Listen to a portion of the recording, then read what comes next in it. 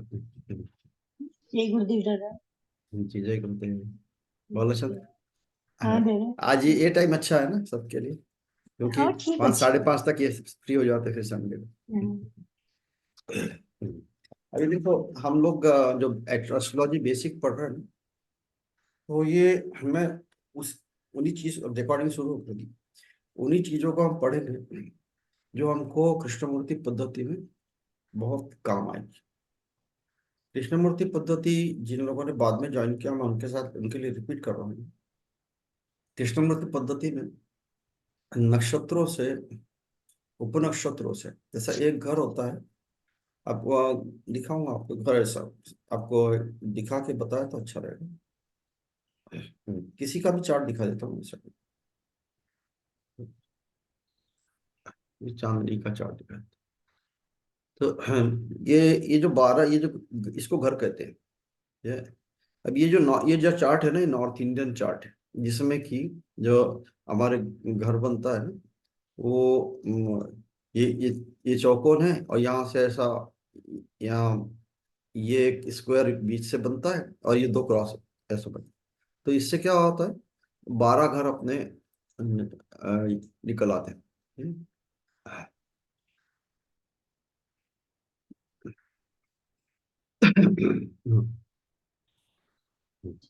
अब ये 12 जो खाने हैं, 12 घर, एक एक ये टोटल जो है सर्कल, ये सब एक्चुअली मैंने फॉरेन कंट्रीज में, एक्सेप्ट इंडिया, ये राउंड बनता है, गोल। क्योंकि ये आकाश में जो हमारे 12 राशि है और प्लैनेट जो घूम रहे हैं, उसको वो लोग प्रैक्टिकल दिखाते हैं, वो मैं दिखा देता हूँ। ये नॉर्थ इंडियन चार्ट है। ये दूसरा हमारे यहाँ अभी साउथ इंडियन चार्ट कैसा बनता है वो दिखा देता हूँ। साउथ इंडियन चार्ट ऐसा बनता है, सॉरी ईस्ट इंडियन चार्ट ऐसा बनता है। इसको क्या करूँ, एक सेकंड वापस आता हूँ, एक सेकंड। ईस्ट इंडियन चार्ट ऐसा बनता है। इसमें ये 2 लाइन यहाँ किया, ये, और यहाँ 2 पैरेलल लाइन किया, और बीच में ये भी 12 है। इसका फर्क क्या है हमारे नॉर्थ इंडियन चार्ट का और ईस्ट इंडियन चार्ट का? यहाँ जो घर होते हैं ना, ये राशि के हिसाब से रहते हैं ईस्ट इंडियन चार्ट के। ये तो उनका ये 1 नंबर राशि, 2 नंबर राशि, तीन, ये राशि के, ये मेष राशि का घर है, ये वृषभ राशि का घर है, ये राशि के हिसाब से है। नॉर्थ इंडियन चार्ट में ये भाव के हिसाब से, ये पहला भाव, दूसरा भाव, तीसरा भाव। तो जो नंबर वहां लिखे होंगे वैसी वो राशि होती है। तीसरा होता है दक्षिण भारतीय। साउथ इंडियन चार्ट ऐसा बनता है। ये यहाँ से शुरू होता है, जहाँ राहु लिखा है ना यार, ये हर जगह राहु नहीं लिखा होता है। ये 1 नंबर राशि है, मेष राशि का घर है। ये वृषभ राशि का घर है। ये तीसरा मिथुन राशि का घर है। ये 12 राशियों का घर है।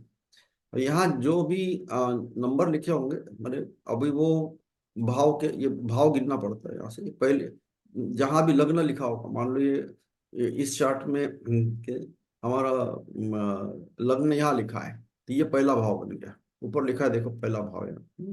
ये लग्न बन गया। यहाँ से फिर भाव वो लोग गिनते हैं क्लॉक वाइज। हम लोग का anti clock wise, clock wise, 1 2 3 4 5 6। ये क्यों ऐसा दिखा रहा हूँ मैं आपको? आपको अभी इसको प्रेडिक्शन में यूज नहीं करना है, पढ़ने में कभी कभी आपको कोई की किताब में ये तीनों के रेफरेंस मिलेगी। अब बात कर रहा हूँ मैं हमारे चार्ट्स की, तो उसको फॉरेन में कैसे और सब जगह कंट्रीज में ऐसे चार्ट बनता है। ये वो लोग राउंड बना देते हैं, ये, और जो राउंड बना है वो लग्नों को पहले ऊपर रख दिया।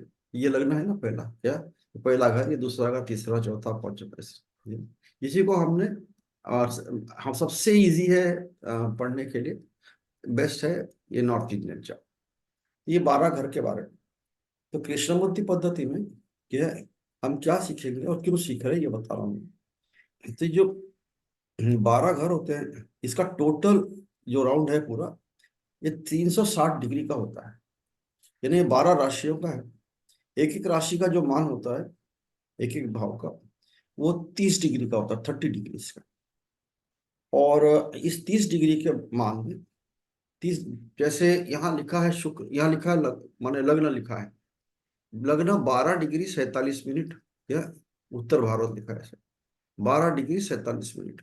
ठीक है, क्या हुआ इसका मतलब कि यहाँ यहाँ माने जातक का जो जन्म है ये टोटल ये 30 डिग्री से, जब उसका जन्म हुआ तो लग्न जो था वो 12 डिग्री 47 मिनट का 47 मिनट का था। ठीक? उतना वो पार कर लिया था। अभी ऐसा क्यों शब्द बोला मैंने, उसने पार कर लिया था। इस चीज को अभी मैं जो बता रहा हूँ इसको ध्यान से देख समझना, ध्यान से समझना। मैं थोड़ा आपको आगे का थोड़ा बता के आगे का मैं आपको क्यों बता रही हूँ।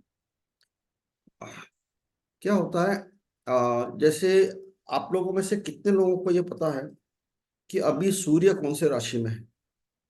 अभी संक्रांति गई ना, संक्रांति गई ना, तो संक्रांति किसकी थी, मकर राशि, मकर राशि। संक्रांति, यानी मकर। सूर्य मकर में गया है ना, ऐसा है ना, इसको ध्यान रखना। ये जो मैं पूछ रहा दो चीज, अभी अप्रैल अप्रैल में हम मनाते नया साल है ना, तो 14 अप्रैल की जो संक्रांति होती है ये, वो उस संक्रांति में कोई बता सकता है सूर्य कौन से राशि में रहता है।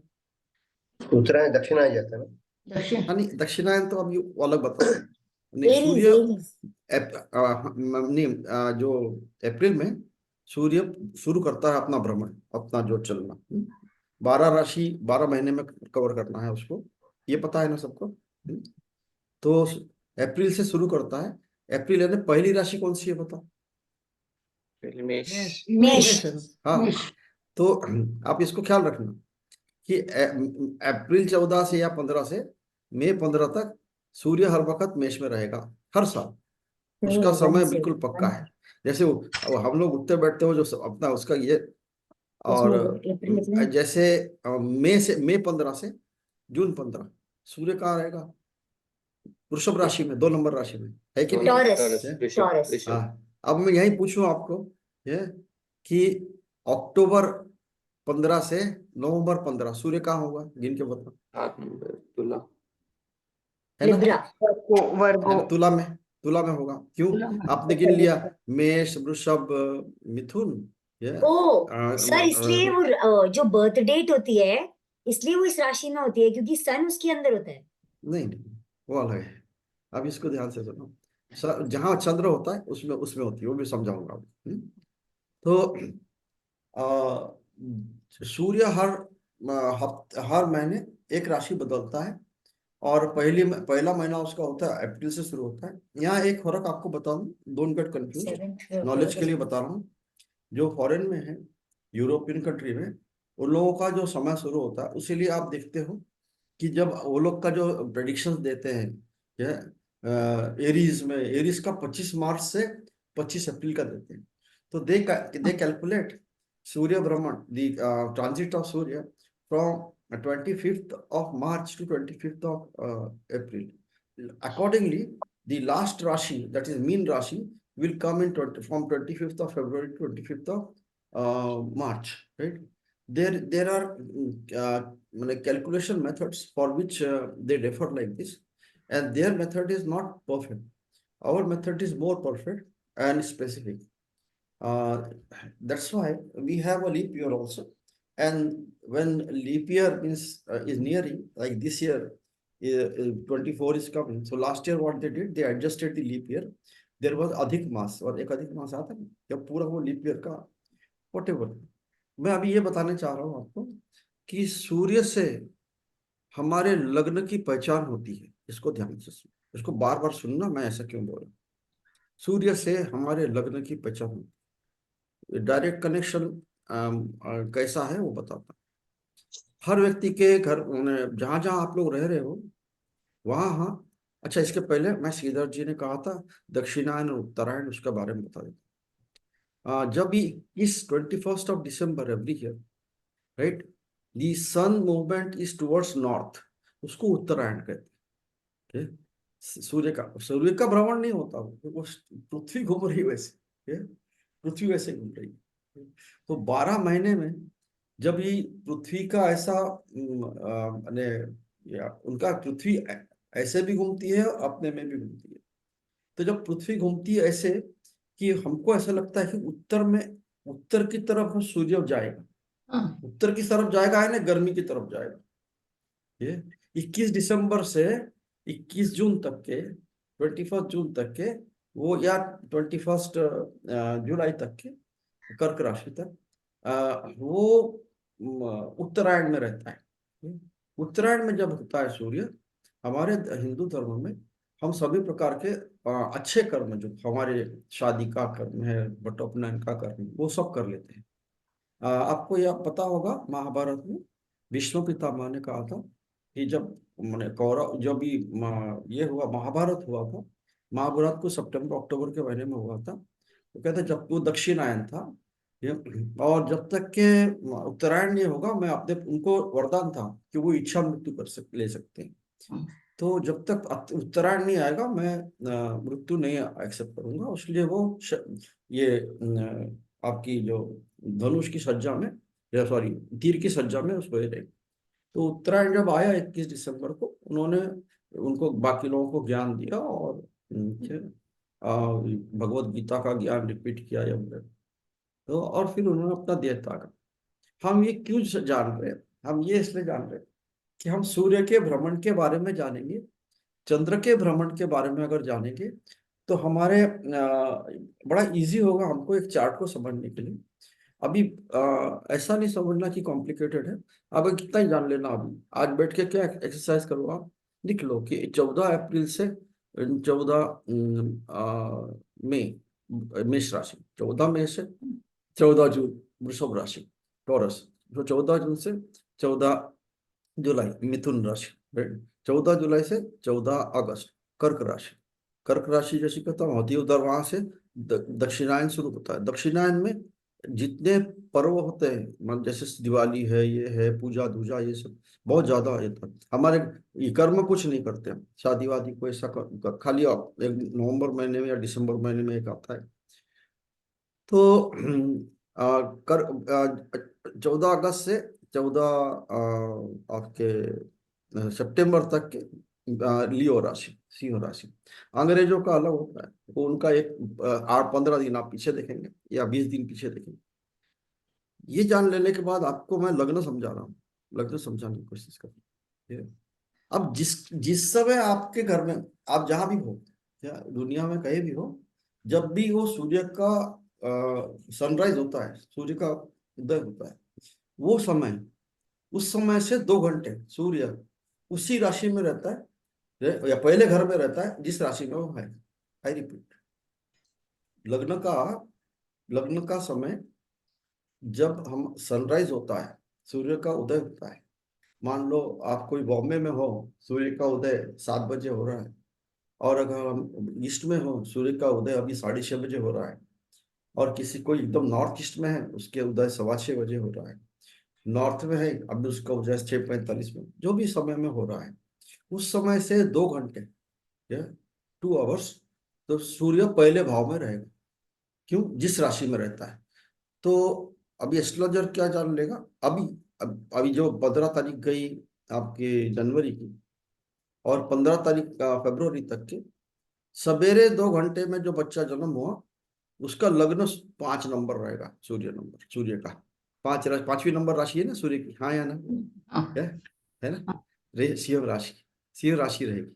सॉरी, अभी सॉरी, 10 नंबर राशि रहेगी, मकर राशि रहेगी। सूर्य की 10 नंबर राशि, जहां पे वो अभी है, मकर राशि में। इसका मतलब क्या हुआ? अभी देखो मैं बताता हूँ इसका, हाँ, आपको प्रैक्टिकल दिखाता हूँ। इसको डालना जरूरी करके थोड़ा मैं इसमें टाइम ले रहा हूँ, हाँ, ताकि आपको इसके बारे में मालूम पड़े।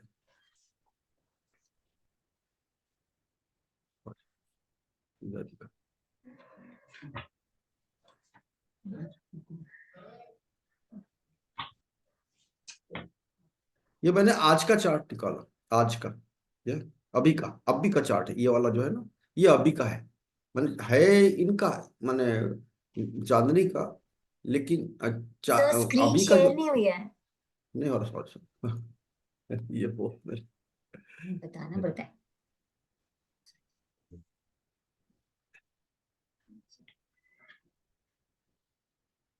ठीक है। ये मैंने उनका चांदनी का अभी का चार्ट निकाला, अभी लग्न में आज अभी के समय में मिथुन राशि है, ये कैसे आ गई?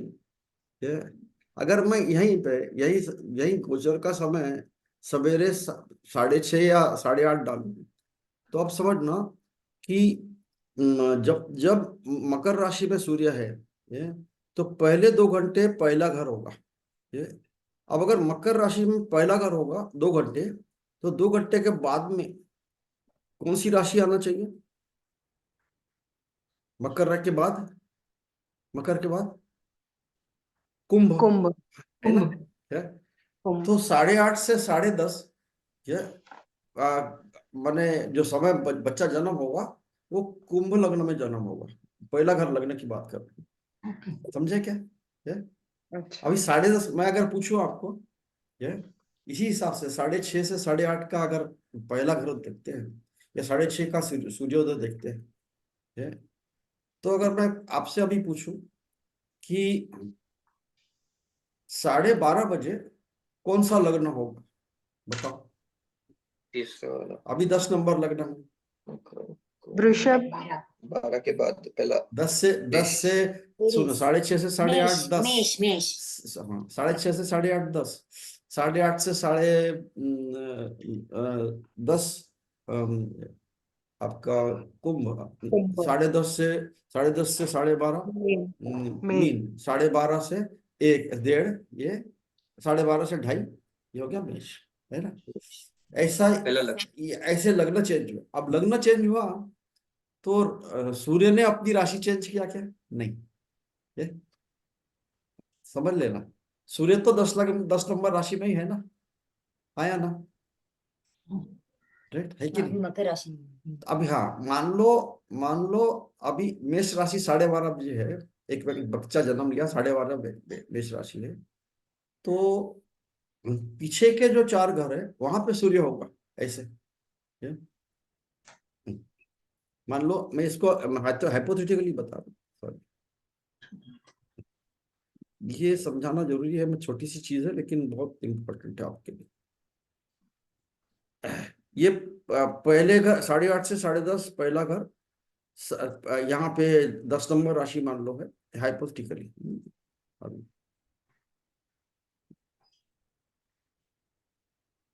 ये मकर लग्न है, या अब अगर एक बच्चा जन्म हुआ 8:30 के बाद, तो यहाँ पे चेंज होके वो 11 नंबर आ जाएगा। अब यहाँ 11 आया तो 10 कहाँ गया? 10 यहाँ रहेगा, है कि नहीं? आया ना करना, ये होगा कि नहीं? पीछे, हेलो, कोई भी नहीं बोल रहा। नहीं sir, can you explain once more? Please once more. और एक बार, अरे आपका 2 घंटे के बाद अगर लग्न चेंज हो रहा, आप बोल रहे हैं क्या कि 10 नंबर लग्न से 11 नंबर लग्न गया, तो 10 नंबर राशि कहाँ जाएगी? पीछे जाएगी ना, ये लग्न के पीछे जाएगी कि नहीं? हाँ या ना? ये देखो, यस यस यस।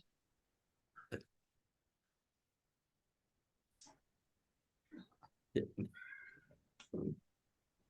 एक सेकंड, मैं प्रैक्टिकल ऐसा दिखाता आपको, दूसरी तरफ से दिखाता ताकि और क्लियर हो जाए। थोड़ा सा टाइम लूंगा ना इसमें,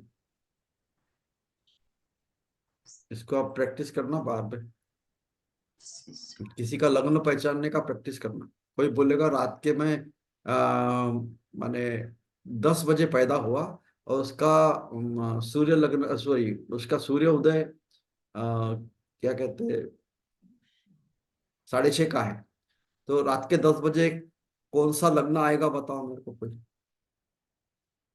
जल्दी बताओ। 10 आज सूर्य मकर में है,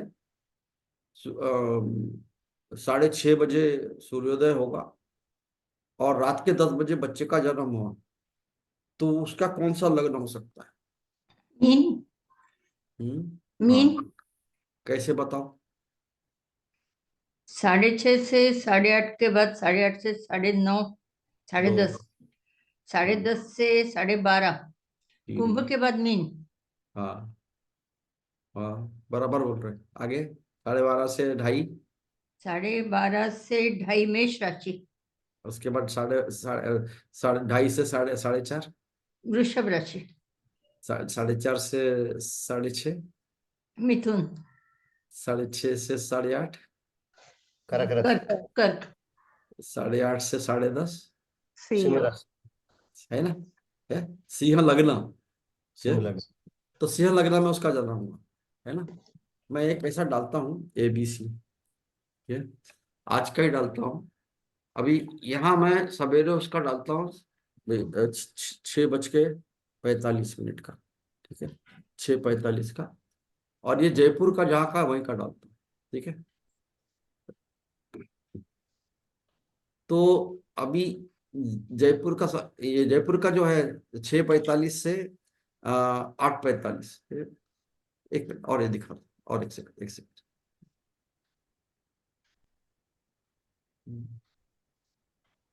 16 second morning 7 AM Rajasthan Jaipur. देखो सवेरे 7 बजे का डाला मैंने ये, तो अब यहाँ क्यों डाला 4, इसका बहुत पर डेटा देते हैं। एक सेकेंड। तो सूर्य 10 पहले घर में आया, ठीक है, इसको ध्यान से देखना, है ना। अभी मैं इसका टाइम एडिट करता हूँ, इसका टाइम एडिट करके मैं डालता हूँ 9 बजे का। कहाँ जाएगा सूर्य, या कौन सा लग्न आया? हेलो बताओ, मेरे को बताओ, जल्दी बोलो, लग्न कौन सा आया? Saturn, Makar. कुंभ है लग्न। कुंभ लग्न आया। सूर्य कहाँ गया? कुंभ सूर्य लग्न से कहाँ गया? ये मकर राशि लग्न से कहाँ गई? 12वें घर में, 12वें घर में गई ना पीछे, हाँ, ये वाली, यस यस है ना, यस यस। ये पीछे गया ना। अरे ये पीछे जाएगा तो यहाँ आगे लग्न बढ़ेगा ना, ये। अब मैं इसको डालता हूँ 911 करता हूँ, ध्यान से देखना इसको, 11 किया। अभी कौन सा लग्न आएगा, जल्दी बताओ, बताओ नेक्स्ट लग्न कौन सा है 11 के बाद? मीन। Mean. हाँ मीन आया क्या? मीन आया क्या? हेलो, मीन लग्न आया क्या? आया ना, बताओ ना, यस है ना। अभी सूर्य कहाँ गया? देखो यस यस। सूर्य कहाँ गया, उसकी राशि को लेके 10 में 11वें घर में, नहीं वो 10 राशि में है, 11वें वो घर मकर में। राशि में ही है। हाँ 11 11वें घर में गया ना, ये पीछे पीछे जाएगा। यस। और एक बार अभी और 2 घंटे करता हूँ, नेक्स्ट कौन सा टाइम डालू बताओ? 2 बजे 11 के का। बाद, हाँ 1 बजे का, उसके जो ले रहे हैं हम उसी से 2 घंटा लेते तो हैं। अपन तो इसका मतलब देखो देखो देखो देखो, ध्यान से देखो। सर, इसका अभी मतलब अभी बर्थ एक सेकंड इसको देख लो पहले, फिर बताओ। अभी ये राशि कौन सी आएगी, लग्न कौन सा आएगा? मेष। हैं? मेष लग्न आएगा। मेष मेष। नहीं, एक सेकंड, ये मैं एक सेकंड हाँ, मेष। यहाँ मैं रात का आ गया, 13 हाँ 13 है, आ गया मेष। हेलो, आ गया मेष, आ गया है। अभी सूर्य कहाँ गया? 10 नंबर में। मेष 10 का नंबर में तो है वो, हाँ। घर भी 10 नंबर है ना, है कि नहीं? हाँ हाँ, पीछे पीछे जा रहा है, फिर मैं 2 घंटे और करता हूँ।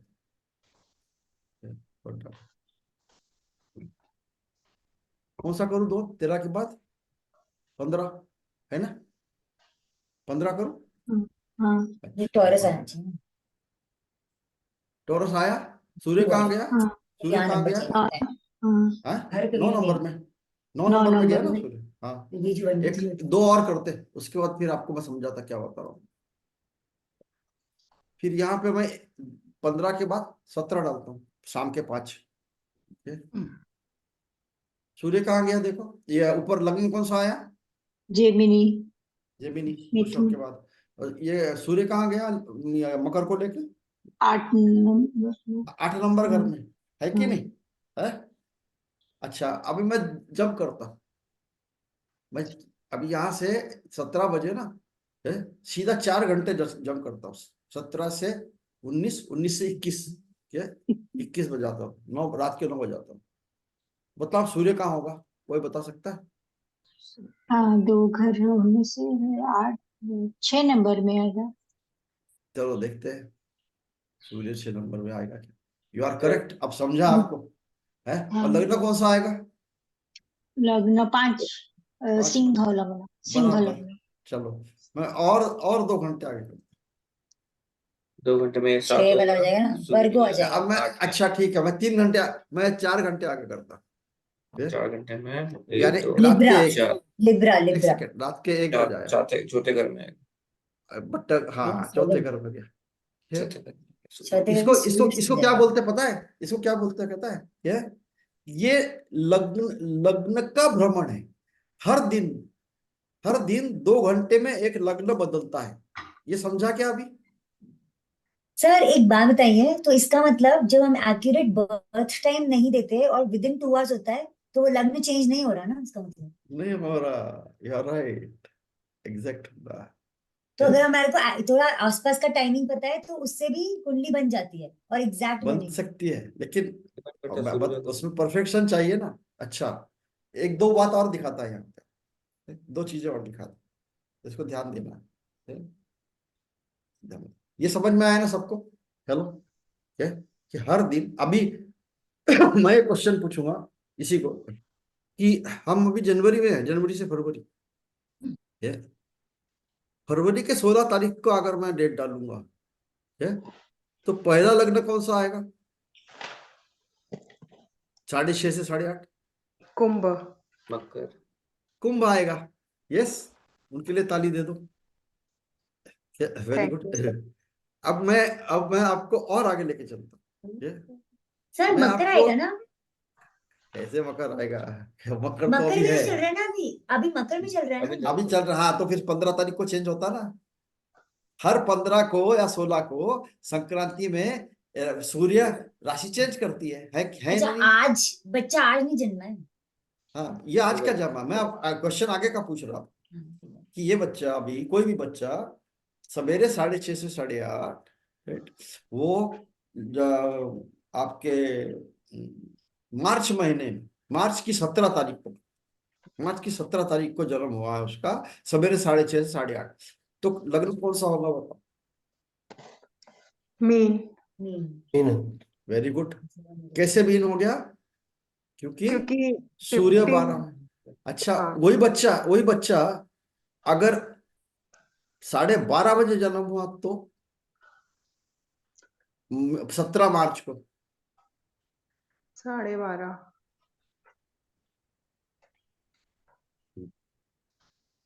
अरे 17 मार्च को मीन सूर्य में। मीन में आ गया, 12 नंबर में, है ना? हाँ। अभी हम बात कर रहे हैं 6:30 से 8:30, 8:30 से 10:30, 2, 10:30 से 12:30, 3, तो 12:30 को सर टॉरस। है ना? तो आपको ये समझ में आ गया कि एक दिन में लग्न 2 2 घंटे में कैसे चेंज होते सब, ये समझ में आया। ये भी समझ में आया एक साल में क्या हमको लग्न गिनना कितना इजी है, अगर हम जानते हैं कि सूर्य कौन से राशि में 1 महीने के लिए है। हाँ या ना? इतना हाँ। सर समझा ना? एक क्वेश्चन है, हम्म। ये हाँ, आप बताइए, 14 अप्रैल से 14 मई तक एरीज है, 1 महीना। मेष है, हाँ। हाँ मेष है। अभी नेक्स्ट जो आएगा वो 15 से शुरू होएगा कि 14 से ही शुरू होता है? और 14। नहीं, वो सुन सुनो रंकर, आप गूगल में डाल देना। कभी कभी 15 16 17 मैक्सिमम 17 तक जाता है संक्रांति। 12 महीने में तो सूर्य का जो राशि चेंज होता है उसको संक्रांति कहते हैं, वो संक्रांति का दिन होता है। और संक्रांति का दिन जो होगा वो कभी 15 को आता है, कभी 14 को आता है, कभी 16 या 17 को भी आता है।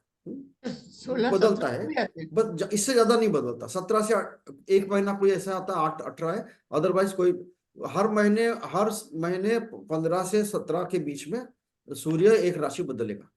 एक समझे संक्रांति कि में। नहीं?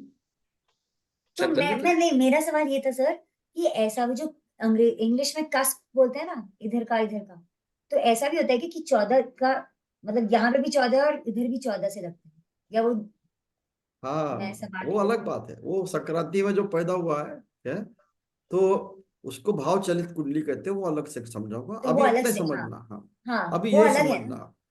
वैसा ही है, लेकिन उस पर लाएगा, वो भी समझाऊंगा। लेकिन अभी ये समझ लेना है कि मुझे 12 महीने में जिस राशि में सूर्य है, वहां सवेरे का लग्न, 2 घंटे का लग्न सवेरे का सूर्य का जो राशि रहेगा वो रहेगा, उसके बाद में वो लग्न चेंज होता है। तो मेरे को समझ में आ जाएगा। या किसी ने बोला कि मेरे बच्चे का जन्म जो है वो मिथुन राशि में हुआ है, और इतने बजे हुआ है, तो आप महीना बता सकते हो कौन से महीने में हुआ। या वो बोलेगा कि ये महीने में हुआ है और मिथुन राशि में हुआ है, तो आप ये बता सकते हो कि उसका सूर्य कहाँ हुआ, क्योंकि सूर्य मान लो हर महीने का आपको पता है, तो यू कैन आइडेंटिफाई। तो ये समझा ना आपको? इसमें क्या समझ में आया, मैं क्या समझा रहा था? लग्न को समझ रहे थे हम, लग्न। अभी चलो राशि को समझते हैं। हाँ ये समझाना, लग्न का समझाना है। अच्छा, लग्न क्यों इंपॉर्टेंट रहता है समझाना है? क्यों इंपॉर्टेंट रहता है? देखो, सूरज जी का। राशि जो होती, 12 राशियां रहती, तो एक राशि जो है 2.25 दिन में बदलती है। कितने दिन में बदलती है?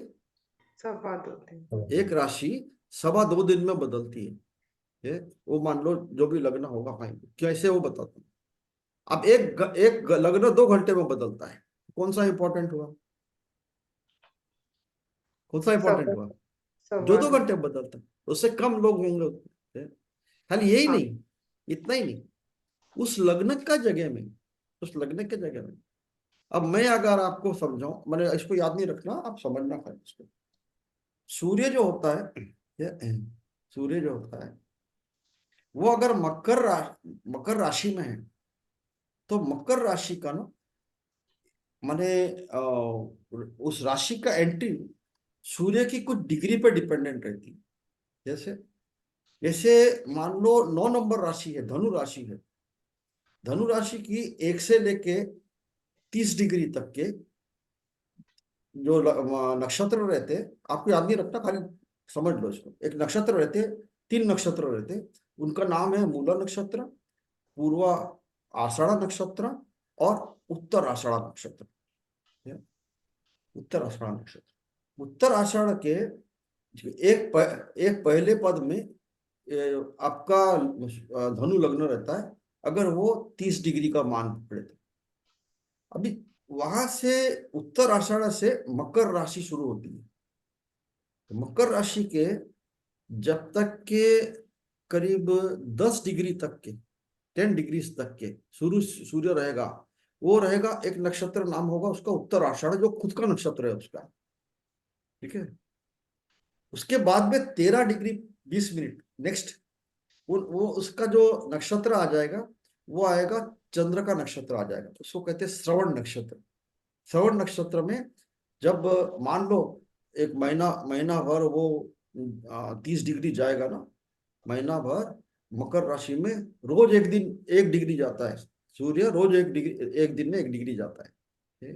10 दिन के बाद में उसका नक्षत्र चेंज हो जाएगा, वो जाएगा एक नक्षत्र में जिसका नाम है श्रवण। उसके बाद 13 डिग्री के बाद, 13 दिन के बाद, 13-14 दिन के बाद, यानी आप जब से 15 तारीख को संक्रांति हुई और 25 तारीख के बाद, तो वो एक नक्षत्र छोड़ेगा, श्रवण नक्षत्र छोड़ देगा। फिर 23-24 दिन, बाकी के 6 दिन वो कौन से नक्षत्र में रहेगा? वो धनिष्ठा नक्षत्र में रहेगा, मंगल का नक्षत्र में। ये जो 3 नक्षत्र के नाम लिया, पहला नक्षत्र था सूर्य का, आपको कुछ कंफ्यूज नहीं होना, मैं अब समझाता क्या बोल। पहला नक्षत्र था सूर्य का, दूसरा श्रवण था चंद्र का, तीसरा श्रवण था, तीसरा 6 डिग्री था आपका धनिष्ठा का। यानी यानी फरवरी के आखिरी के 6 दिन सूर्य मंगल के नक्षत्र में रहेगा। मैंने धनिष्ठा नहीं बोल के मंगल का नक्षत्र कहा। तो हमको ना केपी में हर प्लैनेट जब भ्रमण करेगा, वो कौन से नक्षत्र में है, क्या आपको याद नहीं रखना है, आगे आगे नहीं लगना हमसे, ये सब मिलता है रेडीमेड, खाली समझना है कि कौन से नक्षत्र में रहेगा। उस नक्षत्र का, हर नक्षत्र, मान लो अभी सूर्य उत्तर आषाढ़ में है, उत्तर आषाढ़ में भी हर दिन उसका उपनक्षत्र बदलता है। क्यों? क्योंकि एक नक्षत्र जो 13 डिग्री 20 मिनट का होता है, उसके अंदर 9 नक्षत्र आते हैं। 13 डिग्री 30 डिग्री में एक राशि, 30 डिग्री में एक राशि, मकर राशि, एक महीने के लिए। उसमें 13 डिग्री 20 मिनट में एक नक्षत्र, उसमें 3 नक्षत्र फिट होते 30 डिग्री में, अलग अलग डिग्री लेके। उन हर नक्षत्रों के 9 उपनक्षत्र रहते। इसका मतलब क्या हुआ, मैं क्यों बता रहा है समझाता हूं। इसको ध्यान से सुनना, आगे काम आएगा आपको। क्योंकि हम सब नेचर वेचर बाद में जाने, पहले जान तो रहे कि पढ़ क्या रहे हैं। इधर ध्यान से देखना। अभी सूर्य ने अपना भ्रमण चालू किया यहाँ आपके 10 नंबर में, ये 10 नंबर राशि में मान लो, यहाँ 10 नंबर है। वो जब 16 तारीख थी तो उसके पहले वो 9 नंबर में था, आपके जो धनु में था। जब पहला 16 तारीख है, 16 तारीख को वो 1 डिग्री चला, तो यहाँ 30 डिग्री है, 30 डिग्री। मैं इसको 30 भाग अगर करूँ, ऐसी लाइन डालू, 1 2 3, 1 2 3 4 5 6 7 8, सॉरी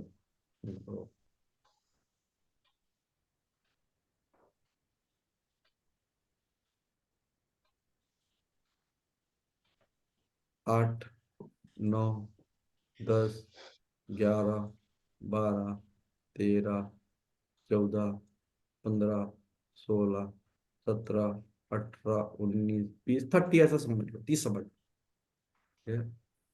अब सूर्य ने एंट्री किया। हर प्लैनेट का अलग अलग समय होता है। जैसे सूर्य का 1 महीना रहेगा एक राशि में, हर प्लैनेट का मैं समझाया था, फिर से समझाऊंगा। अब सूर्य ने एंट्री किया यहाँ पहली डिग्री में, ये 30 में से है ना, तो ये पहले दिन जो है वो 1 डिग्री का है, तो वो कहीं पर है, इस जगह है, इसको कक्ष बोलते हैं। ये फिर दूसरी डिग्री में जाएगा यहाँ। जब वो यहाँ 10 डिग्री क्रॉस कर लेगा, यहाँ तक कि वो नक्षत्र जो है उसका सूर्य का ही नक्षत्र है, उसको उत्तराषाढ़ मैंने कहा। इसके बाद में 13 डिग्री 20 मिनट ये और एक नक्षत्र में है, ये इसका मैंने कहा श्रवण नक्षत्र, चंद्र का नक्षत्र। फिर यहाँ 30 डिग्री में मैंने लास्ट में 8 डिग्री का एक मैंने कहा धनिष्ठा में है, मंगल का नक्षत्र है। चलो तो क्या, हाँ, तो इसका मतलब हुआ, मान लो ये 10 दिन सूर्य जो है उत्तर आषाढ़ के रिजल्ट देगा, उत्तर आषाढ़ के रिजल्ट देगा। ये जहां है 2 डिग्री में है। एक बच्चा मान लो 15 तारीख से लेके 25 तारीख तक जमन लेगा, 10 नंबर राशि में जरूर लेगा, लेकिन नक्षत्र होगा उत्तर आषाढ़, सूर्य के नक्षत्र में होगा। शनि के राशि में जन्म लिया, सूर्य के नक्षत्र में जन्म लिया, क्योंकि 10 डिग्री में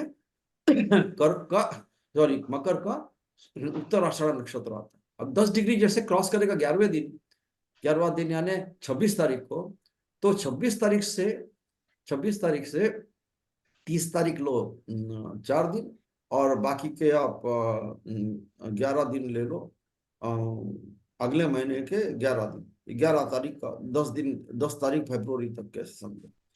धनिष्ठा ये श्रवण नक्षत्र में, चंद्र के नक्षत्र में है एक बच्चा, उसने जब जन्म लिया उसका नक्षत्र आएगा चंद्र का, श्रवण नक्षत्र आएगा। फिर लास्ट 6 दिन पिछले अगले चेंज के बाद, मैंने 15 तारीख को मान लो, अगले 15 को वो 10 राशि छोड़ के 11वीं राशि में कुंभ में जाएगा। उसके पहले 6 दिन में वो मंगल के नक्षत्र में था, जो बच्चा तब जन्म हुआ मंगल। खाली इतना ही नहीं, अब इस बात को ध्यान देना, मैं क्या समझा रहा हूँ। इतना ही नहीं, ये जो हेलो अभी बीच में सुन लो, ये जो मैंने नक्षत्र की बात की, हर नक्षत्र के 9 पार्ट रहते हैं। ये 2.25 नक्षत्र मैंने कहा, 3 नक्षत्र है ना, इसका 6 डिग्री था यानी 2.25 कह रहा हूँ, इसका 10 डिग्री था यानी 2.25, एक ही नक्षत्र पूरा 3 डिग्री 20 मिनट था। तो इसके हर नक्षत्र के 9 डिग्री अलग रहते, 9 पार्ट अलग रहते। ये तो राशि का पार्ट हुआ। एवरी नक्षत्र है 9 डिफरेंट डिविजन्स एंड सेम, हर नक्षत्र का कोई 1 डिग्री में केतु आएगा कुछ 2.5 डिग्री में, ये आएगा आपका भरणी आएगा, जो 9 डिग्री में वो 9 के 9 नक्षत्र, 9 ग्रहों के नक्षत्र आते हैं। अब यहाँ पे इस 13 डिग्री 20 मिनट को, इस 13 डिग्री 20 मिनट को मैं अगर 9 भाग कर दूं, 9, पहले तो ये एक भाग है, 9 डिविजन्स कर दूं हर नक्षत्र के, 1 2 3 4 5 6 7 ऐसे, और मैं कहूंगा कि वो इस उप नक्षत्र में, नक्षत्र है चंद्र का, उप नक्षत्र एक आएगा, वो केतु का हो सकता है, शुक्र का हो सकता है, इस पर्टिकुलर समय में, इस पर्टिकुलर जगह में उसका रिजल्ट मिलेगा मुझे। मैं जो प्रेडिक्शन करूंगा केपी में, वो इतना मेरा परफेक्ट होगा कि मैं खाली राशि के बारे में नहीं प्रेडिक्ट कर रहा, वो 10 नंबर राशि में, मैं उसके नक्षत्र के बारे में प्रेडिक्ट नहीं कर रहा कि पहले 10 डिग्री का नक्षत्र सूर्य का था, दूसरे 13 डिग्री का नक्षत्र चंद्र का था, या 6 डिग्री का लास्ट मंगल का था। मैं उसके जो 2 पार्ट है हर नक्षत्र के, उसमें कब था हमारा सूर्य, कोई भी प्लैनेट, उसको उप नक्षत्र कहते हैं, उसको सब लॉर्ड कहते हैं। तो ये सब उसलिए ना, सब लॉर्ड है, उसका भी कोई मालिक है। तो आपको स्क्रिप्ट कैसे आएगी, सूर्य का नक्षत्र, सूर्य की राशि मैंने चंद्र शनि की राशि 10 नंबर, सूर्य का नक्षत्र 10 डिग्री में रहा तो 10 से 23 डिग्री तक रहा तो चंद्र का नक्षत्र, 23 से 30 डिग्री तक आया तो मंगल का। हर राशि में ऐसा नहीं होता, हर राशि में बदलते रहते, और उनके अंडर में जो डिग्री रहेगी उनका उप नक्षत्र, मैं उसका प्रेडिक्शन करने वाला हूँ। उप नक्षत्र के बारे में, उप नक्षत्र का जो स्वामी होगा that will be very strong, क्योंकि वो उस पर्टिकुलर एरिया में की बात कर रहे हैं हम उसको, अगर मैरिज का देख रहे हैं या कोई इवेंट को देख रहे हैं। आपको क्यों समझना है ये, व्हाई यू आर अंडरस्टैंडिंग, इतना कॉम्प्लिकेटेड लग रहा है ये? कॉम्प्लिकेटेड बिल्कुल नहीं, आपको रेडीमेड मिलता है। ये कौन सा नक्षत्र का उप नक्षत्र है, ये रेडीमेड मिलता है, इसमें आपको बिल्कुल ये माने कंफ्यूज होना ही नहीं।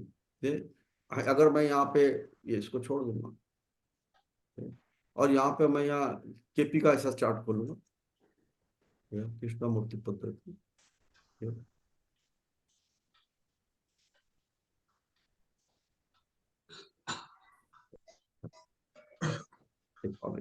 इसको वापस डालते हैं।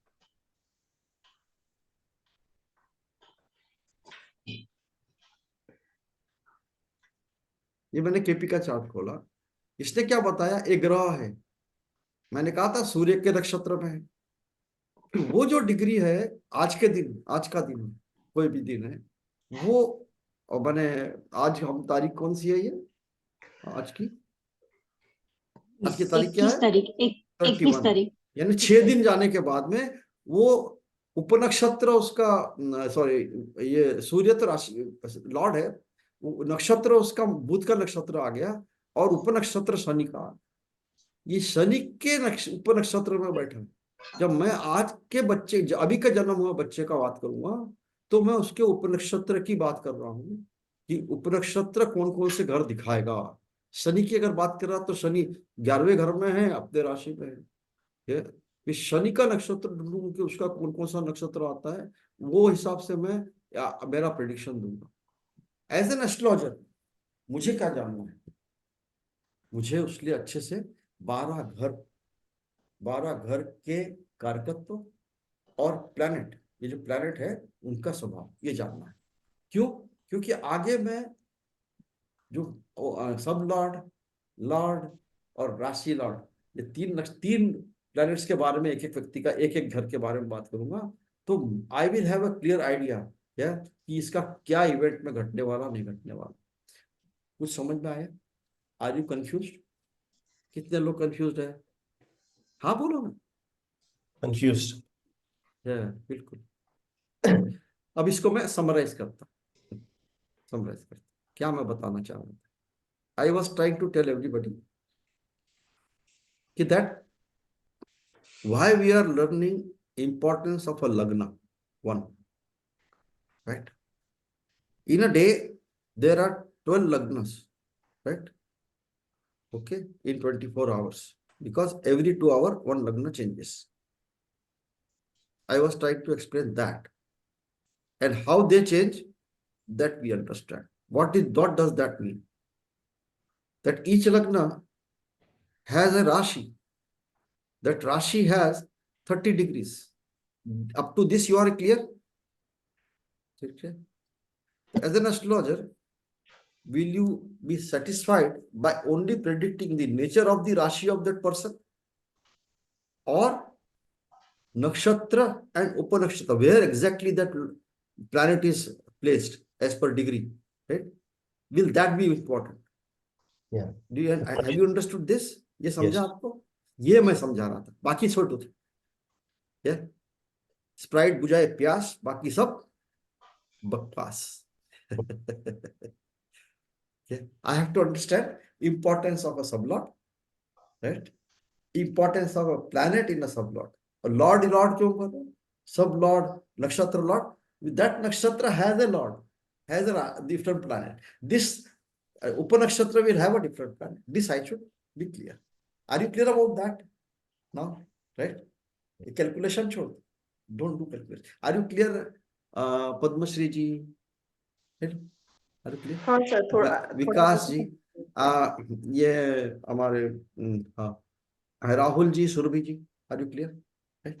सर एक डाउट है, पूछे क्या? बोलो बोलो बोलो बोलो। हाँ सर, एक प्लैनेट के 3 नक्षत्र रहते और उसके भी उप नक्षत्र, एक एक के 4-4 नक्षत्र उप नहीं नक्षत्र। हाँ नहीं, नौ रहते पूरे, नौ सब हाँ, हर every planet has one nakshatra, one upanakshatra in every planet. You will learn that. तो कोई भी प्लैनेट में दूसरे नक्षत्र आ सकते हैं क्या सर उस घर में? आता ही है। उसका नक्षत्र बहुत कम रहेगा, वो 13 डिग्री 20 मिनट तक ही रहेगा। अच्छा अच्छा।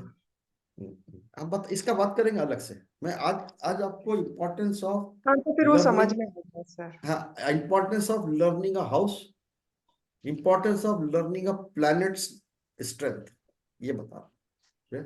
उसके लिए मैं ये बैकग्राउंड बता रहा था। ये तो होता क्या है, अभी मैंने आपको बताया, सिखाया कि पहला घर होता है तन का भाव है, पहला घर होता है उसका स्वभाव देखते हैं, पहला घर होता है उसका जीवन भर में उसका जीवन यात्रा कैसे चली उसके बारे में देख रहे हैं, उसका आत्मा है, पहला घर होता है।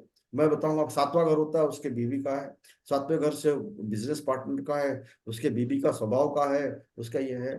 फिर ये बताऊंगा कि वो 7वें घर में अगर सूर्य राशि रहेगी तो बीवी उत्तेजित होगी, बने बहुत तेज होगी, उस पर राज करेगी। पहले घर में सूर्य होगा तो आप राज करोगे लोगों को। फिर ये बताऊंगा कि चंद्र होगी तो उसकी बीवी बहुत सौम्य होगी, नर्चरिंग होगी। पहले घर में अगर आपके चंद्र रहा, आप नर्चरिंग हो गई। चौथे घर में अगर चंद्र आया तो आप बोलोगे आपके माता का बड़ा नेचर बहुत सौम्य होगा और माता का ही वहां है, और मुझे चंद्र से अगर चंद्र अच्छा है तो उससे फाइनेंस अच्छा रहेगा, मेरा पढ़ाई अच्छी होगी, ब्ला ब्ला ब्ला। क्या मैं इमोशनल होऊंगा? ये आपका बता रहे, हर घर के बारे में आप ये उसका कारकत्व जान रहे, ये बेसिक है। इसके बाद में उस घर में कौन से नक्षत्र में है प्लैनेट और उपनक्षत्र में है प्लैनेट, उस उपनक्षत्र का जो वो भी प्लैनेट का नाम है, वो कौन सा घर रिप्रेजेंट कर रहा है, कौन से घर को वो रिप्रेजेंट कर रहा है, ये सीखेंगे। हमको एक एक प्लैनेट 4-4 घर के बारे में बात रिप्रेजेंट करता है। एक प्लैनेट क्यों जहां बैठा है, जिस राशि में, वो रिप्रेजेंट करेगा, हाँ या ना, यस और नो। जिस घर का वो मालिक है, मालिक का मतलब जो उसकी राशियां हैं वो उसका मालिक हुआ, जो 2 राशियां जहां बैठी होंगी ये वो उसका मालिक हुआ। चलो मैं समझाऊंगा उसको, वो घर के बारे में वो रिजल्ट देगा। वो जो नक्षत्र में है, वो नक्षत्र का जो मालिक है उसके जो 2 घर होंगे वो भी उसका होगा, उसका भी रिजल्ट देगा। उसके जो उपनक्षत्र है, उस उपनक्षत्र का जो मालिक होगा वो जो घर दिखा रहे उसका भी वो रिजल्ट देगा। ये समझा क्या? एक स्टेप आगे गया। Shridhar ji, have you understood this? I will tell you, right? I want you to get confused because I want you to think. Those who are thinking will get confused, right? जो अभी नहीं सोच रहे, यहाँ नहीं सोचोगे, बाद में मेरा रिकॉर्डिंग सुनने सोचना, क्या फिर बाद में अगर नहीं समझा तो वरना छोड़ना यार, नेक्स्ट टाइम समझ लूंगा। फिर भी समझ आएगा, कोई बात नहीं। बट सर मेरा एक बेसिक क्वेश्चन है, हाँ करो भाई, आप करो। ये मुझे ये पूछना है कि हमारा नक्षत्र, लग्न और राशि ये डायरेक्टली कैसे कनेक्टेड है? कैसे नहीं है, नक्षत्र कैसे कनेक्टेड है? जो लग्न का राशि है, मान लो आज का मैं समझा रहा था हाँ। कि सवेरे 6:30 से 8:30 का जो बच्चा जन्म हुआ, उसका लग्न जो है मकर लग्न होगा, क्या? और मैं ये भी समझा रहा था, मकर लग्न में पहले 10 दिन तक जो नक्षत्र होगा वो सूर्य का नक्षत्र होगा, समझा है ना ये? क्या? हाँ, तो नक्षत्र का जो सूर्य का ही नक्षत्र है, तो व्यक्ति का जो शनि की राशि में बैठा है, 10 नंबर राशि शनि की होती है ना, तो शनि का स्वभाव भी आएगा उसमें, हाँ कि नहीं? हाँ, हाँ लेकिन या वो ना? आप सुनो बता रहे हैं तो समझ में आ रहा है, अपने आप तो कैसे समझ में आएगा? कैसे समझे, उसने तो क्लास कर रहे हैं मेरे से। तो इसी को तो समझना है। तो हमको यहाँ यही समझ के लेना है कि हाउ आई शुड अंडरस्टैंड। देखो एप्लीकेशन में सब मिल जाएगा आपको, तो हाउ शुड आई अंडरस्टैंड कि why it is in this house, why should I से दिस, इतना समझ में आएगा तो आपका तो हो गया काम। तो वही समझा रहा हूँ। अभी मैंने क्या बोला आपको, just now I said, suppose मैं सूर्य का एग्जांपल नहीं लेता, उसकी एक ही राशि रहती करके, सूर्य की एक ही राशि है करके, I am not taking example of sun, let us say Saturn. आपको पता है अभी शनि जो है ना, यहाँ पिछले 1.5 साल से यहाँ है, या ज्यादा, और आगे 10 महीने यहाँ रहना, 2.5 साल, वो 2.5 साल जो एक राशि में रहता है, जैसा सूर्य एक राशि में 1 महीना रहता है। तो शनि 2.5 साल एक कुंभ में है। हर दिन ये जो भी बच्चा जन्म लेगा, ये सूर्य के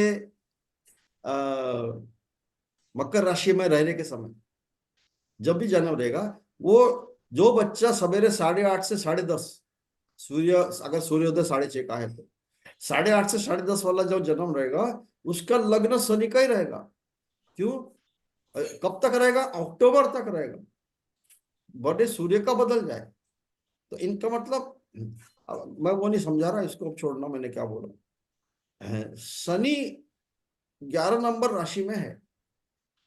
शनि की 2 राशियां रहती, कौन सी राशियां हैं शनि की? जल्दी बताओ। कैप्रिकॉर्न और एक्वेरियस। Yes, Aquarius. हाँ, मकर और कुंभ। अब वो खुद की राशि में है यहाँ पे, है कि नहीं? है कि नहीं? हाँ, ये राशि कौन से घर में है? कौन से घर में? 11वां नंबर घर में। कुंभ राशि 11वें नंबर घर में है, शनि कुंभ राशि में बैठे हैं। तो ये खुद की राशि है, उसका रिजल्ट देगा, हाँ या ना? हाँ बोलिए ना, हाँ या ना बोलिए। हाँ सर। अच्छा, 11वें नंबर घर में है, उसका रिजल्ट देगा, हाँ या ना? हाँ अच्छा, उसकी दूसरी राशि कहाँ है, कौन से घर में है? उसकी दूसरी 10वें घर में। क्या 10वें घर का भी रिजल्ट शनि देगा कि नहीं? हाँ या ना? हाँ हाँ हाँ हाँ, सूर्य तो देगा, शनि का, सारे शनि के 2 राशि, 2 घर है उसके, वो रिजल्ट देगा। उतना ही नहीं, अगर शनि ये नक्षत्र, कौन से नक्षत्र में बैठा है, मैं यहाँ चार्ट में देखूंगा, शनि शतभिषा नक्षत्र में अभी बैठा है। शतभिषा नक्षत्र जो है वो राहु का है, यहाँ लिखा है, क्या? उसका उपनक्षत्र अभी जो डिग्री में है, शनि 11 डिग्री 4 मिनट में है, वो राहु का है। तो राहु कहाँ बैठा है देखो, कौन से घर में बैठा है देखो, कौन सी राशि में बैठा है देखो? मीन राशि, मीन मीन राशि, राशि में। कौन से घर में? 12वें घर में। 12 नंबर। 12वें घर में। वाह, तो क्या शनि 12वें घर का भी रिजल्ट देगा? हाँ, क्यों? क्योंकि उसके नक्षत्र में बैठा है, या नक्षत्र का लिखा है इस एप्लीकेशन में। मैं शतभिषा नहीं जानता, मैं कम से कम नक्षत्र जानता, आदमिशा लिखा है, हाँ या ना? हेलो? हाँ हाँ हाँ तो हाँ शनि ने किसका दिया? 11वें घर का भी रिजल्ट दिया, 10वें घर का भी रिजल्ट दिया, राहु है करके 12वें घर का भी रिजल्ट दिया। चलो एक स्टेप आगे जाता हूँ। उपनक्षत्र कौन सा है शनि का आज के दिन में? क्या? बुध है। है कि नहीं? यहाँ बुध है ना? बुध। बिल्कुल। हाँ। अभी सॉरी सूर्य है। सूर्य। तो Saturn। सूर्य का बात। हाँ, ये कैसे तो हुआ? सूर्य कौन सी राशि में बैठा है? 10 नंबर कौन से घर में बैठा है? 10 नंबर घर में बैठा है। हाँ, कौन सा घर हाँ। रिप्रेजेंट करता है सूर्य? सूर्य कौन सा घर रिप्रेजेंट कर रहा है? उसकी राशि कहाँ है? लियो। हाँ, कहाँ है वो? 5 नंबर में। नहीं, हाँ 5 नंबर घर में। ओके, 5 नंबर राशि, 5 नंबर घर। तो क्या शनि सूर्य का 10वां नंबर घर, खुद का 10वां नंबर घर, राइट, और ये सूर्य का 5वां नंबर घर, इसको भी इफेक्ट करेगा कि नहीं? इसका भी रिजल्ट देगा कि नहीं? हाँ कि नहीं? हाँ हाँ करेगा। चलो एक और रिजल्ट, एक और एग्जांपल लेता हूं। गुरु 1 साल के लिए मेष राशि में है। 1 साल के लिए मेष राशि में गुरु आने वाले वो 3-4 महीने में ये मेष राशि बदलने वाले वृषभ राशि में जाएंगे। ठीक है, अभी छोड़ दो। 1 साल से वो मेष राशि में है। किसके रिजल्ट देंगे? ये कौन से घर में बैठे हैं? कौन से घर में पहले बैठे हैं? फर्स्ट पहले घर में। पहला और राशि कौन सी है? मेष राशि। मेष है। हाँ, मेष राशि और मालिक कौन है? मंगल। मंगल। मंगल है। मंगल कहाँ बैठा है? 9th। 9वें घर में। 9वें घर में। 9th क्या house में। गुरु मंगल के रिजल्ट देगा? 9वें घर के रिजल्ट देगा? हाँ कि नहीं? हाँ, हाँ हाँ देगा। अच्छा, हाँ। अच्छा, धनु का मंगल की है। दूसरी राशि कौन सी है? मंगल की हाँ, मेष और वृश्चिक है। 8। वृश्चिक है। हाँ, वृश्चिक। निश्चित है। तो क्या गुरु ये 8 नंबर राशि जो कौन से घर में है 8 नंबर राशि? सब्जी के रिजल्ट नहीं देगा, 8 नंबर राशि के रिजल्ट जरूर देगा। क्या? 8 नंबर घर के रिजल्ट देगा, है कि नहीं? अच्छा, अपना थोड़ा ये कर लेना, म्यूट कर लेना, नहीं तो आप लोग सब अभी रिकॉर्डिंग में सुनोगे सब्जी। सर आपने क्या बोला? वृश्चिक राशि मंगल हाँ, देखो की मंगल दूसरी की राशि एक राशि में वो खुद बैठा है गुरु, है ना? दूसरी हाँ। राशि मंगल खुद बैठा 9वां, तो पहले घर का तो गुरु रिजल्ट देगा। गुरु 9वें घर का रिजल्ट देगा क्योंकि मंगल वहां बैठा है। अब मंगल की दूसरी राशि 8वें घर में है, उसका भी रिजल्ट देगा। हाँ कि नहीं? समझे कि नहीं? ये दूसरी बात है। अभी गुरु कौन से नक्षत्र में बैठा है? गुरु बैठा है ये आपके केतु के नक्षत्र, ठीक है, और उप नक्षत्र है उसका बुध। तो केतु कहाँ है? केतु 6 नंबर घर में, इसका भी रिजल्ट देगा। बुध कहाँ है? बुध भी 9 नंबर घर में, 9 नंबर का रिजल्ट देगा। उसके बावजूद बुध की दूसरी राशि, 2 राशियां कहाँ है? ये तीसरे नंबर, जेमिनी यहाँ है तीसरे नंबर घर में, और 6वें नंबर ये, इसके भी रिजल्ट देगा। तो आप जब केपी कर रहे हो ना, इतना डिटेल आपको पता है कि ये गुरु जो है, ये गुरु राशि तो है मंगल। मैं अभी साधारण एस्ट्रोलॉजी में मैंने क्या सीखा, गुरु पहले घर में है, लग्न का रिजल्ट देगा। वो व्यक्ति जो है वो गुणवान होगा, उपदेशक होगा, लोग उसके उपदेश सुनेंगे, वो अच्छा लगेगा, क्या, और वो अपने जीवन में अच्छा अपना नीति पालन करके चलेगा। गुरु के सारे गुण उसमें होंगे। ये आपने बता दिया। और किसके गुण होंगे? अब उसकी राशि के मालिक, ये राशि जो है उसका मालिक मंगल है, मंगल के भी गुण आएंगे। गुरु भी अग्नि तत्व है, मंगल भी अग्नि तत्व है, ये तो तेज होगा बहुत, ये बहुत तेज होगा। चलो ये बता दिया आप। खाली इतना ही नहीं, अब मंगल कौन सा घर रिप्रेजेंट कर रहा है? 8वां घर भी रिप्रेजेंट कर रहा है। ये गुण विद्या में भी निपुण होगा, ज्योतिषीकार होगा, ये होगा, क्योंकि ज्ञान की बात चल रही है यहाँ पे। मैं छोटी छोटा बात बता। और फिर और कौन सा घर, ये क्योंकि इसके घर ऊपर को represent नक्षत्र कर जो रहा है केतु है, वो केतु 6वां घर दे रहा है। 6वां घर जो दे रहा है, 6वें घर में बैठा है, और 6वें घर के बुध बुध की राशि में, तो ये 6वें घर का रिजल्ट क्या? रोग रिपुण। ये केतु क्रूर ग्रह है, 6वें घर से वो रोग रिपुण ऐसा सब बता सकता हूँ। फिर वो बुध के उपनक्षत्र में बैठा है, फिर से भाग्य के स्थान का रिजल्ट देगा। बुध यहाँ बैठा है और फिर वो तीसरे और छठवें घर का फिर से रिजल्ट देगा। तो इतना इतना इतने जगह का रिजल्ट देगा, तब जाके आप एक व्यक्ति को बताओ कि नहीं नहीं नहीं नहीं, गुरु का खाली यही नहीं है कि पहले घर का रिजल्ट देगा, he will represent house number 3, house number 6, house number 9 very strong. ये हम केपी में जानेंगे बात। कोई पूछ रहा था, क्वेश्चन पूछो। सर यानी आज जहाँ आज मंगल बैठा है उसके एक घर पहले को भी वो रिप्रेजेंट करता है नहीं नहीं क्या? ऐसा नहीं, 8 नंबर राशि है कर, अच्छा उसकी अच्छा, राशि हर वो हर उतना याद हर रखना पड़ेगा तो फिर नहीं सारी नहीं, याद कंफ्यूज के दूर हो अभी जाएगी। मैं क्या बोल रहा हूँ, आप याद मत रखो, अंडरस्टैंड दी प्रिंसिपल। ठीक है, एक व्यक्ति का स्वभाव के बारे में जानो, उसका नाम वाम याद रखने की जरूरत नहीं। ठीक है, नहीं, ये राशि और उसके कोई मालिक। कोई याद नहीं कीजिएगा, आपकी राशि तो हो जाएगी। तो मैंने पहले पहले क्लास में बताया ना, 1 8 मंगल, 2 7 शुक्र, 3 7 3 6 बुध, 9 12 गुरु, 10 11 शनि, 4 और 5 चंद्र और सूर्य। ये 2 4 दिन में याद हो, ऐसा कोई बड़ी बात नहीं है। बट इसको भी याद रखना नहीं है, इसका प्रिंसिपल याद रखना है कि what I am going to learn is that a planet will give result of the house that he is placed.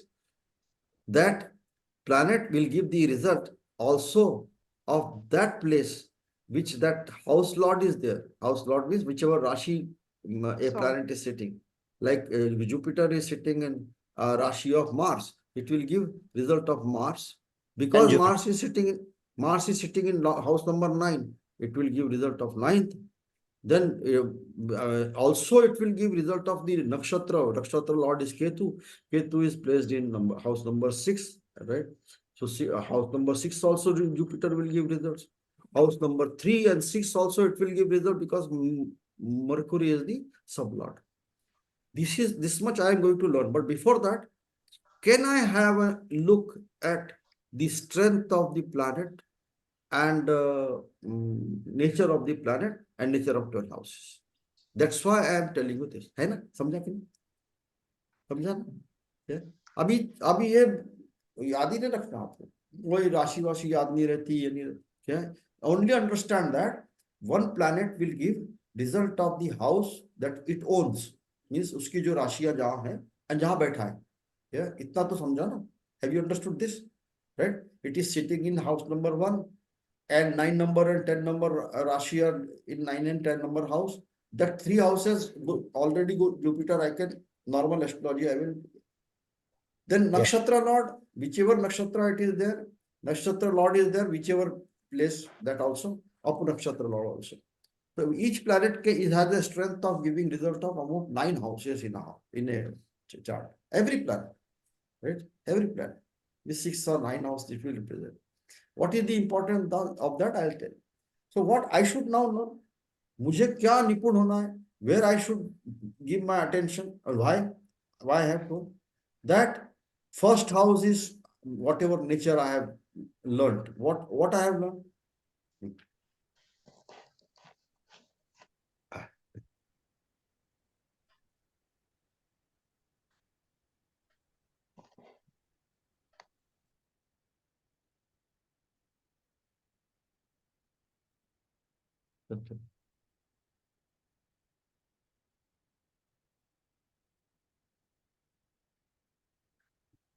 I have learned that house number 1 is house one number 1 represents दूसरा chart है, दिखाते हैं वो chart है,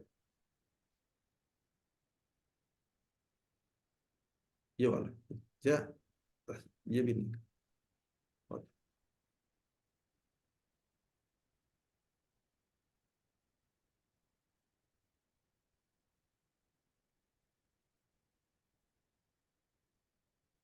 composite chart आपको बताया था ना 12 घर का, क्या है उसके बारे में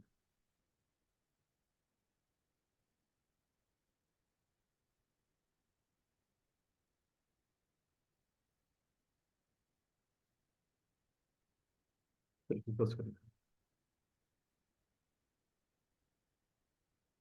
इसी से बताओ।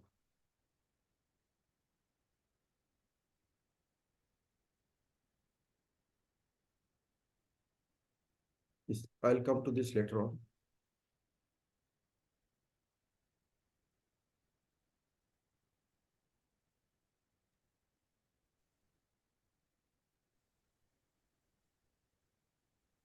Now, this chart we were discussing, today's chart, right?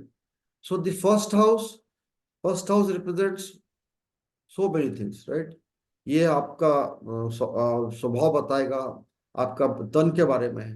दूसरा घर धन के बारे में है, परिवार के बारे में है, वाणी के बारे में। तीसरा घर छोटे भाई बहन के बारे में है, आपके नेबर के बारे में है, रिटर्न कम्युनिकेशन के बारे में है, आपके परिश्रम के बारे में। फोर्थ हाउस सुख भाव है, प्रॉपर्टी है, आपका घर बनाएंगे, माँ का। फिफ्थ हाउस आपके प्रोजेनी है, जो बच्चा होगा, या आपके इंटेलिजेंस के बारे में है। सिक्स्थ हाउस रोग रिपू और रीड का। सेवेंथ हाउस आपके वाइफ का है, आपके इसका है, बिजनेस पार्टनर का है। एट्थ हाउस आयु का है, आपका गुण विद्या का है, सीक्रेट नॉलेज का, और आपके इंश्योरेंस के पैसे का है, आपके रिसर्च का है, एंड आपके जन्म मृत्यु का है। नाइन्थ हाउस आपका एथिक्स का है, भाग्य का है।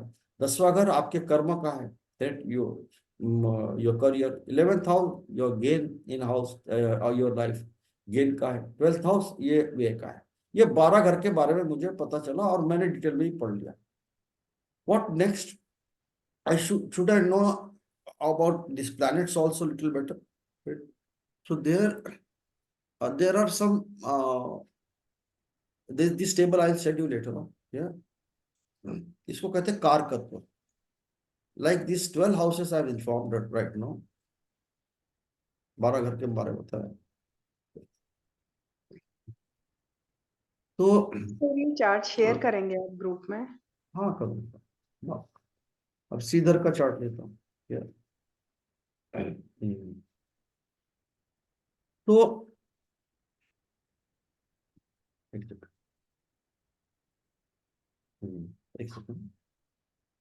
12 घर में हर एक घर में आपके कारकत्व जानने के बाद आपको क्या जानना है? दृष्टि के बारे में बात किया था मैंने. आई विल इन्फॉर्म अबाउट दृष्टि कि हर प्लेनेट की 7वीं 7th दृष्टि रहती है, 7th एस्पेक्ट रहता है. उसको अंग्रेजी में एस्पेक्ट कहते हैं, हिंदी में दृष्टि कहते हैं. अभी सूर्य, बुध, चंद्र और शुक्र, ये चारों का एक ही दृष्टि रहती है. सूर्य अगर यहाँ है तो ये 7वां घर को ही देखेगा. चंद्र यहाँ है तो 7वें घर को यानी पहले घर को ही देखेगा. आपका शुक्र यहाँ है, यहाँ से 7वां घर यानी ये 8वां घर है, इसको देखेगा. लेकिन गुरु, मंगल और शनि और राहु और केतु, इनकी 3 दृष्टि रहती है. देखेगा का मतलब क्या होता है इसको समझ लेना. गुरु यहाँ बैठा है अगर 6वें घर में, तो अभी ये छोड़ दो कि मैं उपनक्षत्र नक्षत्र. I was explaining to you about this Guru in a house. Then Guru's 2 rashis, that is 12 number rashi, 9 number rashi, there are representing 2 houses. So Guru is already representing house number 2 here, house number 11 here, and 6 here in the chart of Siddhar. Now, what else? As per nakshatra and upnakshatra, whatever will be nakshatra and upnakshatra, those houses.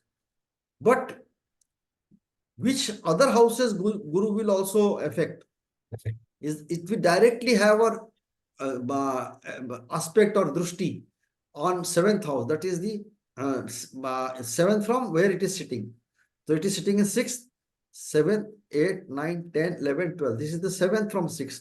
तो 12वें घर को वो देख रहा है उसकी 7वीं दृष्टि से. The 7th aspect is going on 12th house. It will have an effect of 12th house also. 1. It's a 5th aspect. 1, 2, 3, 4, 5. इसका 5वीं दृष्टि जो है ये करियर के घर में जा रही. करियर के घर में भी उसका असर रहेगा गुरु का. इसकी 9वीं दृष्टि, 9th दृष्टि, 1, 2, 3, 4, 5, 6, 7, 8, 9, यहां से 9. उसका धन भाव में भी गुरु की दृष्टि चाहिए. What does that mean? If I am trying to talk about 6th house of this person, because he has asked me some question regarding service. That's why I have come to 6th house. Because he asked me about some litigation, so I have come to 6th house. Because he has asked about some loan, so I have come to 6th house. So first I will see which Rashi is there. It is Rashi of moon. Whatever moon's nature I will tell. I will say that moon is now placed in house number 7. Right? So I will tell about house number 7 and it represents house number 6 or whatever that. Whatever nakshatra I will say. But what about Guru? Guru is sitting there. I will say from Guru is there and from there it is also giving result of 12th house. Person will have heavy expenditure or will take loan for heavy expenditure. It is representing house of career. Guru is a good planet. I will say he will earn and he will repay. He will have a good career. So he should not worry about loan too much. He will repay the loan. Then he is also representing 2nd house. 2nd house is house of Dhan Bhav, house of earning, right? A house of money, wealth. So he will have enough wealth to handle issues in the 6th house. Right? So I have told about Guru's, I have seen only Guru's drishti. Similarly, I will see same drishti of Ketu and Rahu. Ketu is sitting in 9th house. It is having 5th aspect, 1, 2, 3, 1, 2, 3, 4, 5. Ketu is looking at Lagna. A bad planet, cruel planet is looking at Lagna, not good. Or Ketu is separative planet. It takes towards spirituality. I'll say no. Person will be spiritual because his Ketu is sitting in a Bhagya Bhav, good house, and also aspecting Lagna. So he will be inclined towards your spirituality. Ketu will directly implant 7th house. Rahu Ketu आमने सामने रहते हैं. So it will have effect on 3rd house also. There is no planet. So I will say, right, okay. I will see the 9th aspect. 7, 8 and 9. Ketu is also having drishti on 5th house. That is house of children, house of intelligence. It will have the effect there also. Similarly, Rahu also. Rahu will have 5th aspect from here. 1, 2, 3, 4, 5. 7th house. 7th house को राहु देख रहा है यानी क्या इनके marriage के बारे में कुछ बताऊंगा राहु का इफेक्ट रहेगा वहां पे whatever effect is there. Then Rahu is also aspecting 9th house where Mars is there. Rahu is now afflicting Mars. Mars Rahu को मंगल को खराब कर रहा है राहु को देख के 9वें घर पे. इसके भाग्य में राहु का असर पड़ेगा अच्छा या बुरा. अच्छा क्यों पड़ेगा? राहु 3रे घर में है, मंगल के खुद के घर में है, या राहु 3रे घर में अच्छे रिजल्ट देता है और भाग्य स्थान को देख रहा है. हो सकता है इसको सडन गेन सडन लॉस देगा जीवन में. ये मेहनत करेगा राहु के समय में बस सडन गेन आया सडन लॉस आया.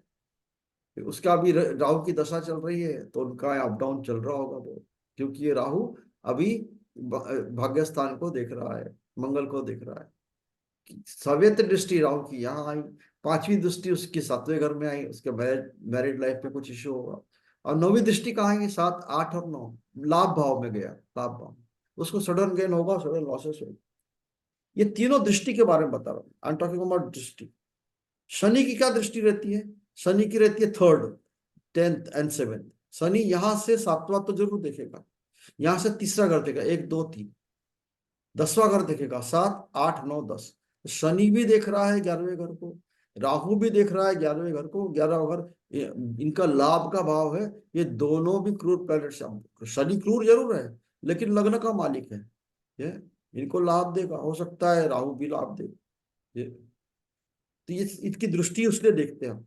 मंगल कहाँ है? मंगल की 3 दृष्टि रहती है. मंगल यहाँ है. मंगल की पहली दृष्टि रहती है 4th, 1, 2, 3, 4 12वें घर में. 12वें घर में गुरु भी देखता है, 12वें घर में मंगल भी देख रहा है. तो हो सकता है उनके कार्यकर्तृत्व के लिए खर्चा करे, या नॉलेज के लिए खर्चा करे, फॉरेन जाने के लिए खर्चा करे, या मंगल जो है वो घर बनाने के लिए खर्चा करे, या पिता का भाव में मंगल बैठा है उसके पिता से का खर्चा हो. यहां से फिर 7वीं दृष्टि उसकी 2रे घर में गई. उसकी 8वीं दृष्टि 8th रहती है 7वीं से दूसरी.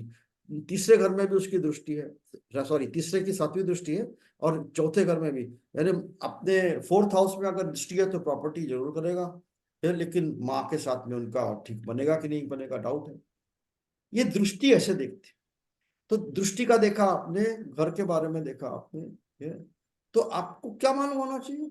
ये 9 प्लैनेट के नेचर मालूम होना, स्वभाव मालूम होना चाहिए। क्या नेचर है?